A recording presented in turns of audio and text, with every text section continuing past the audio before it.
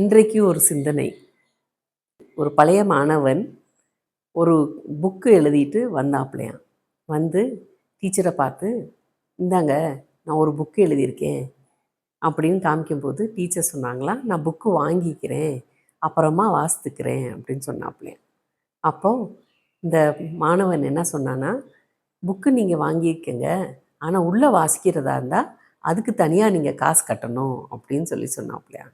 அப்போ டீச்சர் சொன்னாங்களாம், ஏன் ஏன் நான் உள்ளே படிக்கிறதுக்காண்டி காசு கட்டணும், அதான் புக்கு வாங்கிட்டேனே அப்படின்னு சொன்னபோது மாணவன் சொன்னான்னா, நீங்கள் புக்குக்கு தான் காசு கட்டியிருக்கீங்க, உள்ளே எழுதியிருக்கிறதுக்கு நீங்கள் காசு கட்டலைல்ல, அதனால் நீங்கள் வாசிக்க முடியாதுன்னு சொன்னாங்க.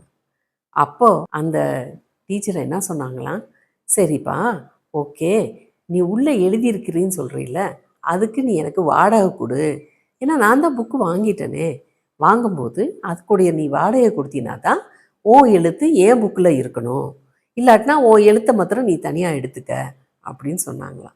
டீச்சர் மன்னிச்சுக்கங்க, நான் சும்மா உங்களை கிண்டல் தான் பண்ணினேன், நீங்கள் எடுத்துக்கங்க, நீங்கள் வாசித்துக்கங்கன்னு.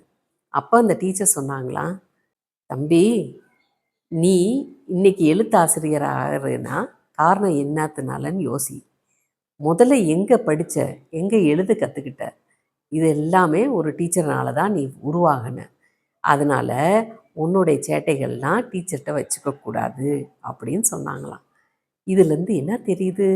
மரியாதை கொடுக்குற இடத்துல நம்ம மரியாதை கொடுத்து தான் இருக்கணும்.